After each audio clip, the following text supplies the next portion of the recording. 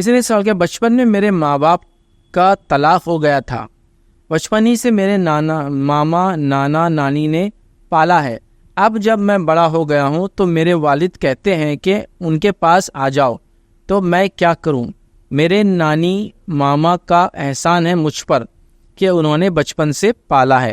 तो देखिए, अगर वालिद आपको पहले से चाह रहे थे कि आप उनके पास आ जाए, लेकिन तलाक की वजह से आपके नाना नानी और मामू ने आपको जाने नहीं दिया था, तो उन्होंने गलत किया था।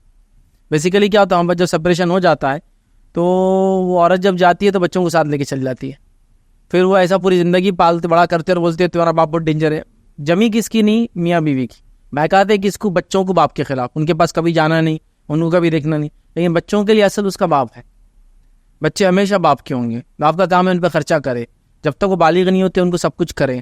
बाप जिम्मेदार है। एक्चुअली शरीयत ने बाप को ही जिम्मेदार माना है, लेकिन हमारे पास एक अजीब व गरीब माहौल है, वो पहले अलग हो जाते हैं, फिर पूरी ज़िंदगी बच्चों को जाने नहीं देते हैं।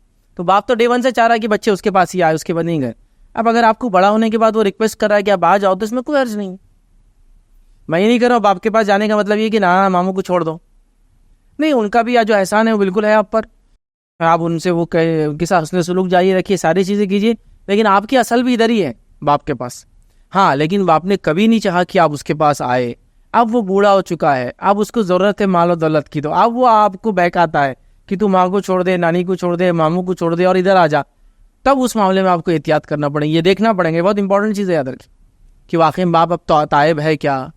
ज़िंदगी में उसने वाकई में आपको डिमांड किया था कि जब वो अच्छी हालत में था तब तो बोला ले जाओ, पालो, संभालो, तकलीफ दिया, आज बुला रहा है। लेकिन उसने सलूक तो आपको वालिद के साथ तब भी करना ही पड़ेगा, चूँकि वो आपके वालिद है, याद रखिए। तो उससे तो कोई रोक नहीं सकता, कोई रोका नहीं जा सकता। बस इतना है कि अब यहाँ चीज़ें ज़रा तय करने की है, नपीतुली चीज़ें हैं कि जाऊँ या ना जाऊँ, हालात क्या थे। तो गुजारिश मैं ये करूँगा कि आप किसी एक जानने वाले को, दुनिया समझने वाले इंसान को, इल्म रखने वाले दिन के पकड़े, उसके सामने ही मसला रखें या किसी मुफ्ती से मिले, फिर वो आपको बेटर वे में आंसर दे पाएंगे कि आपकी क्या कंडीशन थी, क्या क्या हुआ आपके साथ और अब क्या करना चाहिए। लेकिन एक जनरल जो आंसर मैं दे सकता था, मैंने आपको जनरल एक आंसर देने की कोशिश की।